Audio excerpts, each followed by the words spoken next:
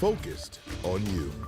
I felt something hit me and it was warm. And then after that, I ended up on my stomach, face down, and I was screaming because I couldn't feel my body. As we go on the air at noon, the prosecution has rested in the trial of Daniel Riley, but not before Janae Edmondson, a Tennessee teen, testified about the night she lost her legs after being hit by a car in downtown St. Louis. Thanks for being here at noon. I'm Kay Quinn. Both Janae and her mother took the stand this morning in that trial underway at the Carnahan Courthouse. They testified about what happened the moment Janae was hit by a car while walking from the Dome to a hotel downtown in February of 2023. Edmondson was visiting the city with her family for a volleyball tournament. Daniel Riley is the man police say caused the crash. He's charged with armed criminal action, driving without a license, and several counts of assault. Prosecutors say he sped through an intersection. They also claim he had drugs in his system at the time of the crash.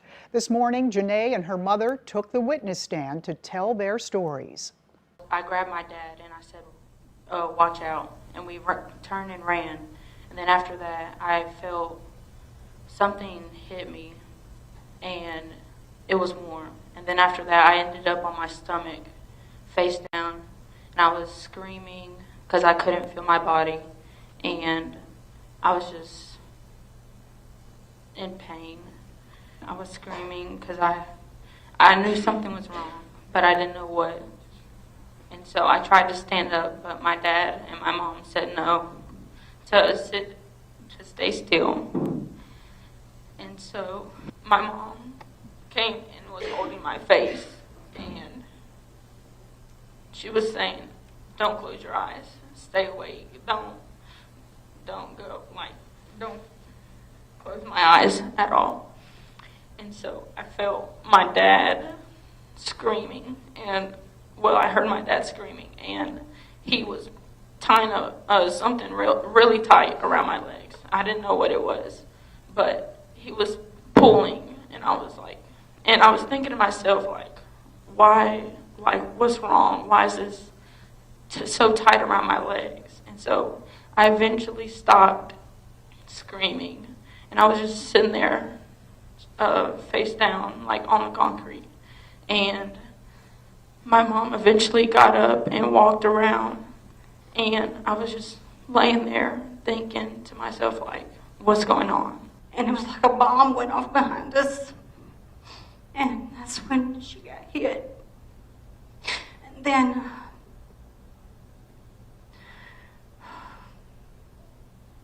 I turned around and I looked and she was on the ground, face down. And her leg was amputated, all the way gone. And then the other one, I saw her and I saw that it was barely hanging on. It was partially attached, but it was pretty much gone, I could tell. Janae and her mother also talked about her recovery process and how the crash has changed their lives. The prosecution then rested its case. Riley's defense lawyer is now presenting his case. Our Christine Byers is in the courtroom. Look for her reports tonight on 5 on Your Side at 4, 5, and 6. Cloudy right now, and there's been areas of showers and also rumbles of thunder south and west of the area. So, we're going to see the clouds and the metro. Rain eventually moves into the metro as we get into the afternoon hours. But really, a lot of the western and southwestern portions of the area have seen that rain already, and it goes right down 44 to Rolla, also around the Crawford County area, Gasconade County, Dent County, and also Reynolds County. A couple lightning flashes there. Nothing severe, but a part of the area today has a minimal low level 1 marginal risk of severe weather. I'll show you that county coming up in just a second. Rolla, it's raining down to Lebanon.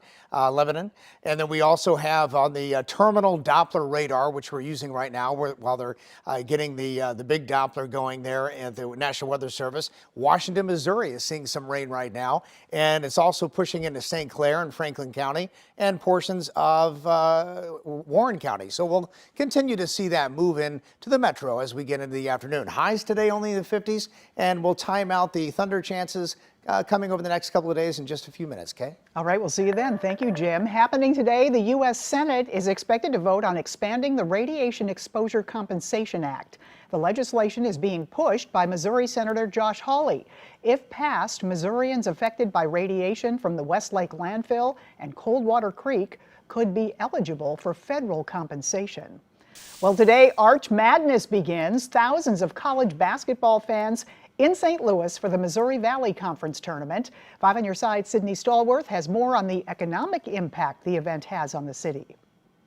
Millions of dollars, thousands of visitors headed to the city of St. Louis this weekend thanks to the Missouri Valley Conference Tournament, better known as Arch Madness. Now, we checked in with the St. Louis Sports Commission about all of this, and they tell us that they expect this year's tournament to have the biggest turnout they've seen since before the pandemic. It all comes down to ticket sales. So far, Arch Madness has sold 4,000 more tickets compared to this time last year. So this is projected to be one of the highest attended tournaments in at least 5 years. Now, you can still get tickets for Session 1, which is underway right now, and Session 2 later today, starting at $35. The games have already begun, started at noon today, and then the championship game is going to be Sunday at 1 p.m. The winner goes on to compete in the NCAA March Madness Championship. This is a big month when it comes to sports revenue. St. Louis Sports Commission tells me that the city is hosting 2 more big tournaments later on in March, and that they've made bids to host NCAA championship events right here at the Enterprise Center for 8 more sports. So they're waiting to hear if they're going to win those. In downtown, I'm Sydney Stallworth, 5 on your side. The Fox C6 School District continuing to discuss a 4-day school week. Officials say it could save the district $2 to $3 million a year. During a public forum held last night, the superintendent of the Independence, Missouri School District gave a presentation. It's the largest district in the state that operates on a 4-day week. It's been very successful. Our number of teacher applications has increased over 360%. Our student attendance has gone up just under 2%. Fox considered the change last year before deciding against it. Still ahead, why some call tonight's State of the Union one of the most important addresses President Biden will make. And bringing the long extinct woolly mammoths back, how scientists are trying to make it happen.